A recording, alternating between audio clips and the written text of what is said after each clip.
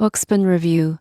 Pricing explained: what you get for your money. UXPin isn't just another design tool. You won't believe how it streamlines prototyping, collaboration, and developer handoff all in one platform. Most people get this wrong by assuming it's only for large teams, but UXPin scales seamlessly from freelancers to enterprises. The surprising truth is that its pricing reflects both flexibility and depth of features. Pricing starts at per user per month for the basic plan, which includes core design and prototyping features. Professional plan costs per user per month, adding advanced components, design systems, and collaboration tools. Enterprise plans are customized and can include dedicated support, single sign-on, and additional security features. You won't believe the value of these plans. Efficient handoff, live interactive prototypes, and reusable components can save teams hours each week. Most people get this wrong by only looking at the monthly fee.